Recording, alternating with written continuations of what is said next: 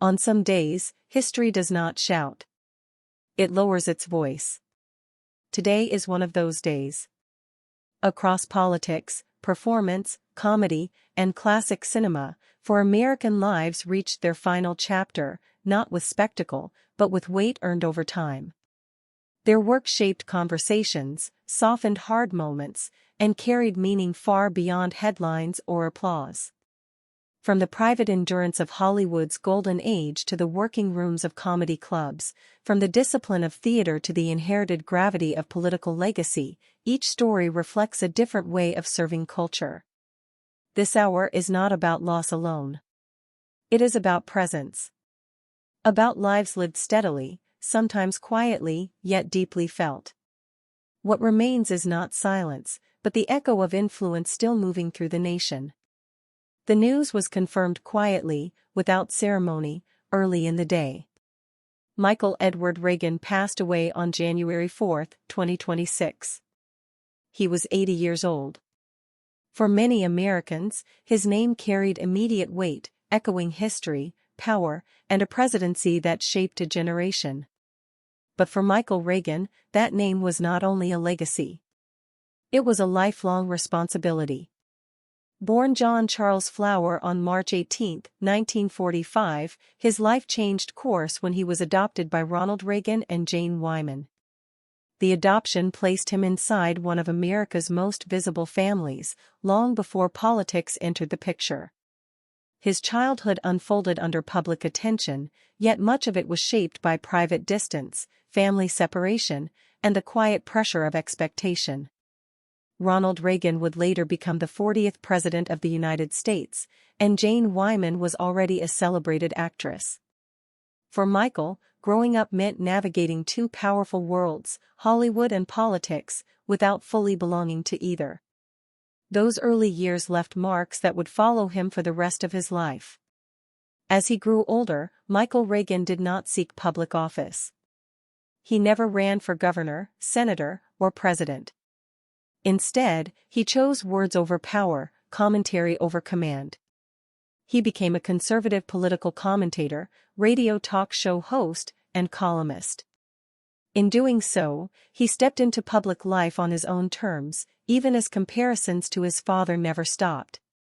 His voice became familiar to listeners across the country through talk radio, where he spoke plainly and firmly about Republican values, American identity, and political loyalty. He later wrote columns for Newsmax, offering opinions shaped by both belief and proximity to history. He did not claim to be the architect of conservatism.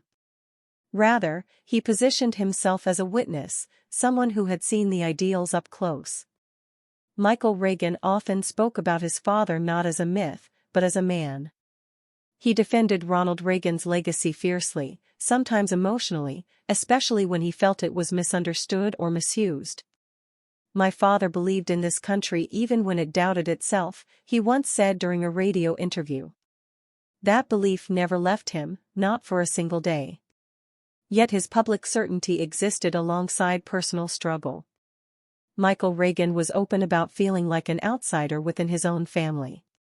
His relationship with Ronald Reagan was complicated, shaped by time apart and emotional distance.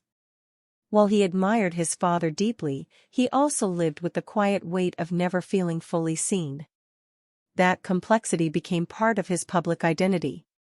Supporters saw him as loyal and principled. Critics sometimes saw him as defensive or rigid. But few denied his consistency. He did not shift positions for popularity. He spoke from conviction, even when it cost him comfort or approval. Over decades in media, Michael Reagan became a familiar presence rather than a dominant one. He was not chasing headlines. He was maintaining a conversation. His work focused on reminding audiences of a certain moral framework, personal responsibility, patriotism, and faith in American institutions. Social media later became another outlet for his voice. There, he continued to defend his father's legacy and comment on modern politics with the same direct tone. After news of his passing, tributes appeared from longtime listeners and readers. One message read, "He carried history with him, and he never put it down." Michael Reagan's life cannot be separated from his last name, but it should not be reduced to it either. He did not inherit power. He inherited attention. What he chose to do with that attention defined him. He became a messenger rather than a ruler, a commentator rather than a commander. Those close to him described a man deeply committed to his beliefs, but also deeply aware of his own flaws. In rare moments of reflection, he acknowledged the difficulty of living in the shadow of a president. "You don't escape it," he once said. "You learn how to stand inside it." His passing was handled with restraint, much like the later years of his life. There were no dramatic announcements, no sweeping statements. Just confirmation, followed by reflection. In conservative media circles, he was remembered as a steady voice. In political families, as a reminder that legacy does not guarantee peace. Michael Reagan spent much of his life defending the idea that character matters. Not perfection, but consistency. Not fame, but belief. Whether audiences agreed with him or not, they knew where he stood. In the end, his story is not only about politics. It is about inheritance and identity. About how a person carries a name that belongs to history, while still trying to live an ordinary human life beneath it. Michael Edward Reagan did not write laws or lead nations. He interpreted a legacy and guarded it with words. His impact lived in conversation, memory, and debate.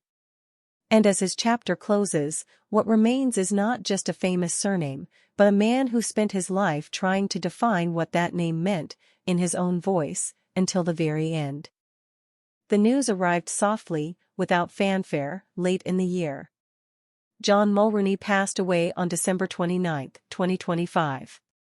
He was a comedian, a writer, and a working presence in American comedy for decades. His death marked the quiet end of a life spent offering laughter not as escape, but as relief. John Mulrooney was born and raised in Brooklyn, New York, in a working-class neighborhood where humor was often practical and sharp. Comedy there was not about polish.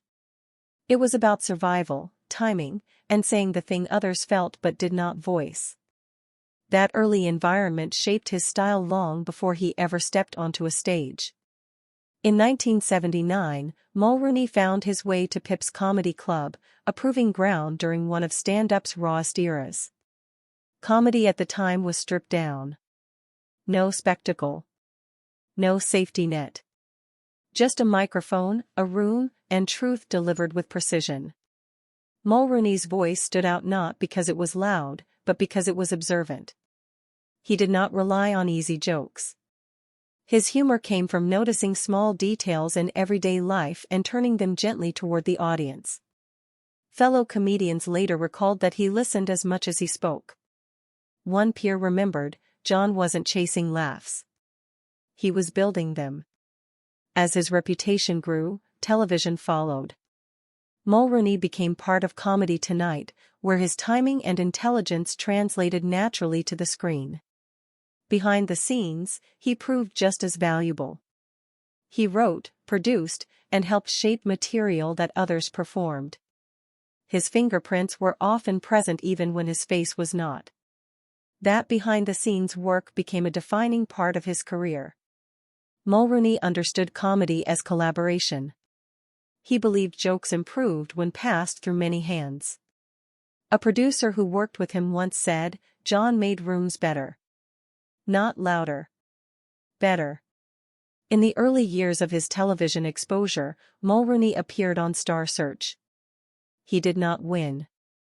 For many performers, that moment might have felt like an ending. For him, it became a quiet redirection.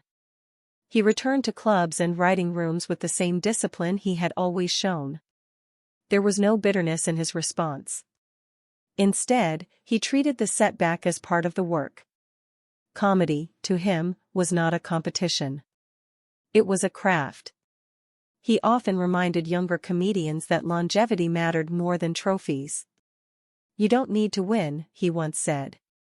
"You need to keep going." Eventually, John Mulrooney relocated to Los Angeles.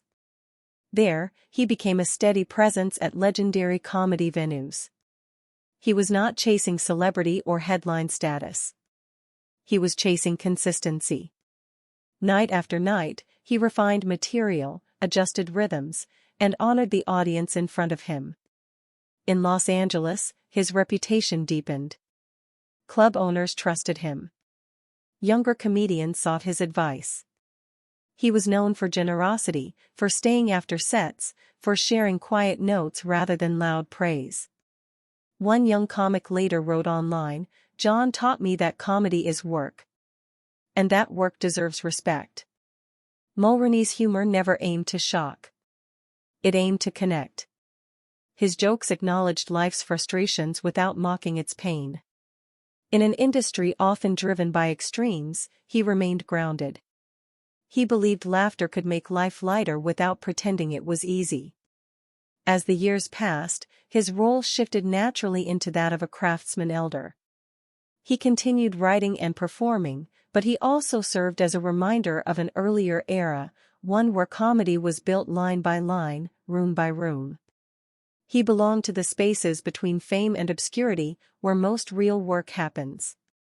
When news of his death became public, reactions reflected that quiet influence. Tributes came not from headlines, but from peers. One message read, "He never stopped showing up."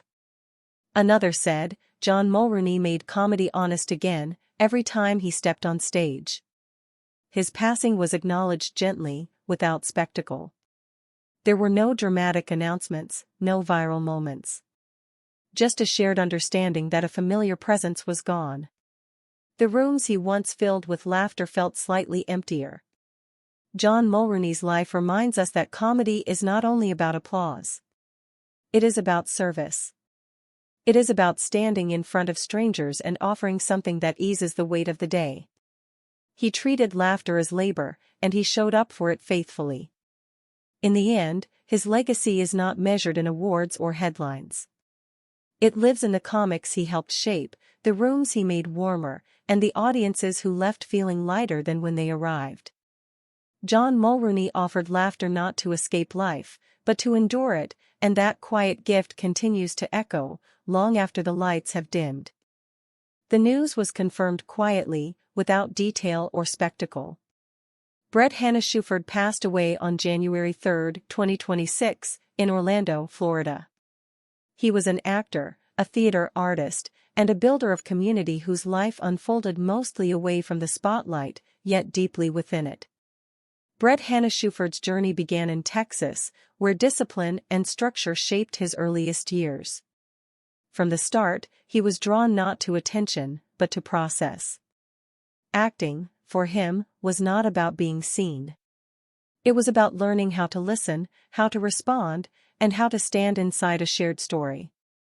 That instinct led him to classical training and eventually to New York City, where theater demanded patience and humility. The work was rigorous. Rehearsals were long. Roles were earned slowly. In those rooms, Bret learned that performance was not an individual act, but a collective one. He became known among peers as a dependable presence. Someone who showed up prepared. Someone who respected the ensemble.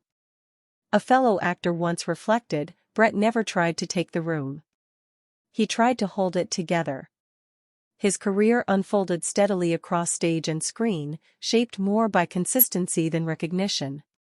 When he appeared in The Wolf of Wall Street, it was not treated as a peak or a turning point. It was simply another job, another chance to serve a story larger than himself. Those who worked with him noticed that he never measured success by visibility. He measured it by integrity. He believed that craft mattered, even when no one was watching. That belief guided his choices throughout his life. Beyond performance, Bret Hanna-Shuford helped create space for others. As a co-founder of Broadway Husbands, he helped bridge traditional theater with digital storytelling. What began as a creative project became something more enduring, a place of affirmation, humor, and shared experience. For many within the LGBTQ+ community, Broadway Husbands was not just content. It was recognition. It was proof that theater could evolve without losing its heart. One follower wrote online, "Brett made art feel like home." He understood visibility as a responsibility. Rather than centering himself, he used platforms to lift others. He mentored quietly. He encouraged openly. His work reflected care more than ambition. In rehearsal rooms, Brett was known for kindness paired with discipline. He believed respect was part of the job. A director who worked alongside him once said, "Brett reminded everyone why we started doing this in the first place." As the years passed, his life remained balanced between performance and privacy. He did not chase fame. He chose meaning. That choice kept him grounded, even as the industry shifted around him. When news of his passing emerged, it was met with a steady wave of remembrance rather than shock. Friends and collaborators shared stories of generosity and patience. One message read simply, "He made rooms safer."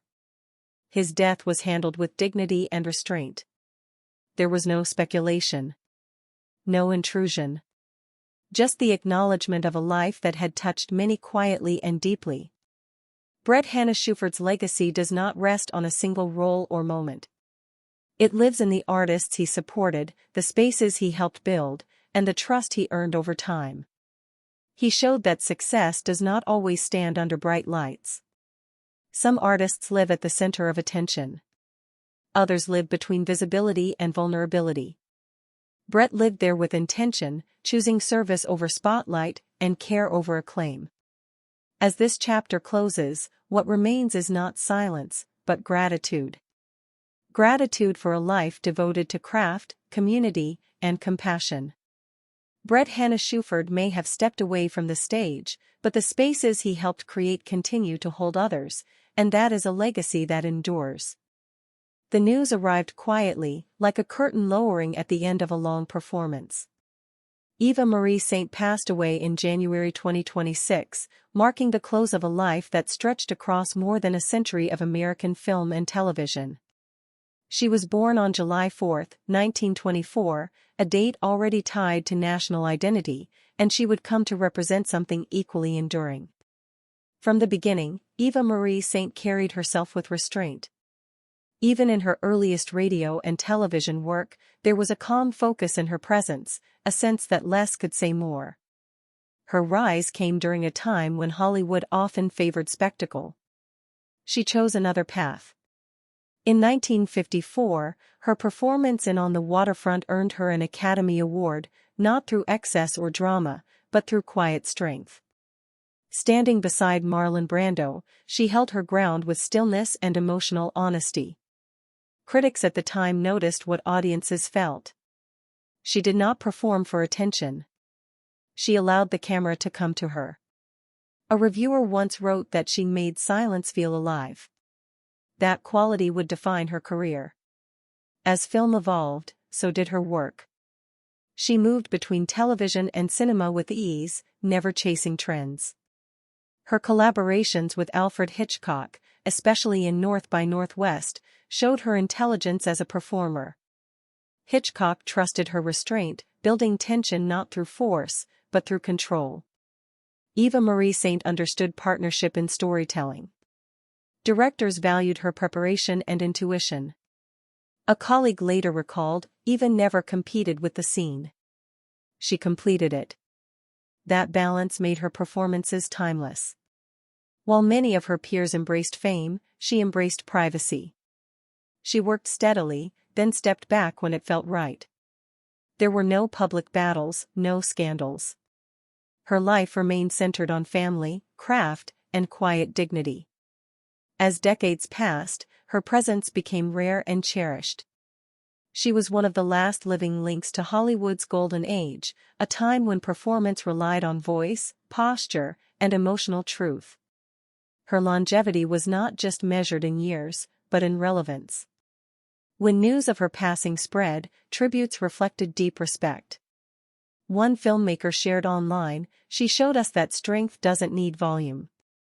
Another wrote, Eva Marie Saint taught generations how to act by being. Her death was not framed as loss alone, but as completion. A full circle. A living archive gently closing. She had already given everything she needed to give. Eva Marie Saint's influence can be seen in modern performances that favor honesty over display. Actors who value naturalism, who trust the audience, walk a path she helped define.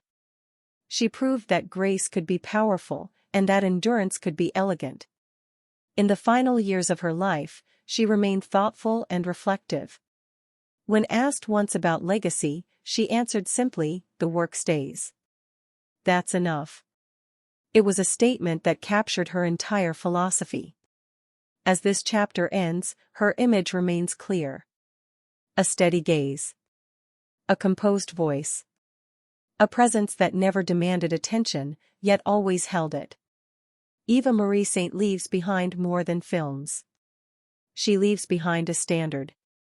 Her grace did not fade with time. It deepened. And as the screen goes dark, her work continues to speak, softly, honestly, and forever.